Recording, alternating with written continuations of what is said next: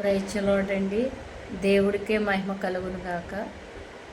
ఈ రోజున దేవుడు మనతో మాట్లాడాలని ప్రార్థన చేసుకుందాం. ప్రభువా, ఈ బిడ్డలతో మాట్లాడు ప్రభువా.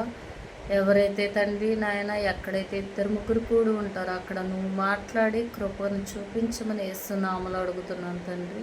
ఆమె ఆమె మనం అలాగే అండి వాక్యం చెప్పుకుందామండి. కీర్తన గ్రంథం అండి 34:11. పిల్లలారా, మీరు వచ్చిన మాట వినుడి, యెహోవా యందులి భయభక్తులు మీకు నేర్పెదను. హల్లెలూయా. ఇక్కడ దేవుడు ఏమంటున్నాడంటే దేవుడు మాటకు లోబడాలి. హల్లెలూయా. ఇక్కడ దేవుడు మాటకు లోబడితే దేవుడు ఏం చేస్తాడటండి, ఆయన యందు భయభక్తులు కలిగి ఉండాలి. మనం బిడ్డలకి, చిన్న బిడ్డల నుంచి పెద్దవారి వరకు కూడా మనం దేవుడి యందు భయభక్తులు కలిగి ఉంటే మనకి ఎంతో శ్రేష్టమైన మేలండి. హల్లెలూయా. ఇది బ్రతుకు కోరువాడెవడై ఉన్నాడా, మేలు నందుచు అనేక దినములు బ్రతుకోరువాడు ఎవడైనా ఉన్నాడా అని. చెడ్డ మాటలు పలకకుండా నీ నాలుకను, కపటమైన మాటలు పలకకుండా నీ పెదవులు కాచుకును. కీడు చేయటం మాని మేలు చేయము, సమాధానం వెతికి దాన్ని వెంటాడు. ఇప్పుడు దేవుడు ఇక్కడ మేలు చేయవాడు, మేలు నందుచు అనేక దినములు బ్రతుకుచున్నవారెవరు? చెడ్డ మాటలు ఎవరైతే మరి చెడ్డ మాటలు పలుకుతారో వారు నోటంద దుష్టుడు మాటల్లాగా కపటమైన మాటలు అవన్నీ కూడా పలకకుండా నీ పెదాలు కాచుకోవాలి. హల్లెలూయా, హల్లెలూయా. పెదాలు కాచుకోవాలంటున్నాడండి దేవుడు. హల్లెలూయా. ఇంకా ఏమంటున్నాడంటే అండి ఇక్కడ కీడు చేయట, ఎవరికైనా మనం చేస్తే మంచి మేలు చేయాలి, కీడు చేయకూడదండి. కీడు చేయటం మాని మేలు చేయము, సమాధానం వెతికి దాన్ని వెంటాడు. హల్లెలూయా. సమాధానము వెదికాలి, వెంటాడాలి. హల్లెలూయా. యెహోవా దృష్టి నీతివంతుల తల మీదనున్నది. హల్లెలూయా.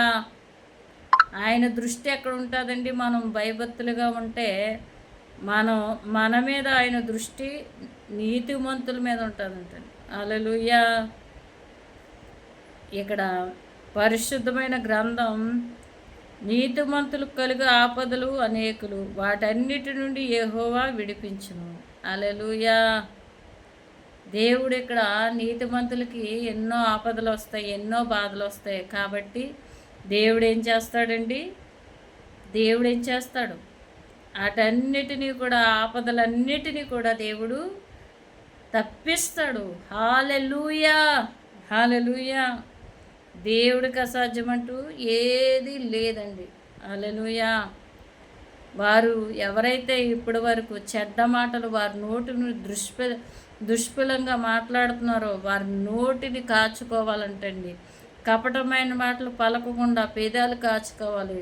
దేవుడు కీడు చేయకూడదు, ఒకరికి మేలు చేయాలి, సమాధానం వెతకాలి.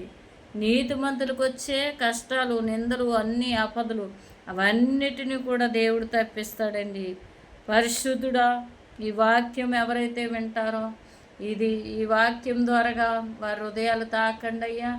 నాయన ఇదిగో దీవించి ఆశీర్వదించి నాయన యూట్యూబ్ ఛానల్లో తండ్రి సబ్స్క్రైబ్ చేసుకుని ప్రభా అనేక మందికి యూట్యూబ్ ఛానల్ షేర్ చేయడానికి సహాయం చేయమని దీవించమని అడుగుతున్నాను తండ్రి. నాయన బిడ్డలో ఎవరైతే ఇంకా తప్పిపోతున్నారో నాయన, వారి నోటి దుర్బిడ్లు మాట్లాడుతున్నారో, పాపం మాట్లాడుతున్నారో, వారి నోటి కాచుకోవడానికి, వారి నోటి నుండి ఆ మాటలు రాకుండా సహాయం చేతండి. దీవించి నాయన ఆశీర్వదించి మేలుకరంగా ఉండడానికి సహాయం చేయమని, ఆ ఆపదలు అనేకం వచ్చినా కూడా నువ్వు తప్పిస్తావు అంటున్నావు ప్రభా. కీర్తన గ్రంథం 34:12 నుంచి నాయన 12 నాయన తండ్రి, అలాగే తండ్రి 19 కూడా తండ్రి నాయన 12 నాయన నాయన 12-14 వరకు మాట్లాడవు ప్రభా.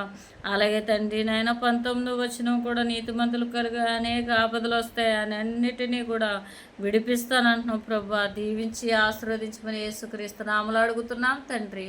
ఆమేన్. గాడ్ బ్లెస్ యూ అండి. Thank you Jesus.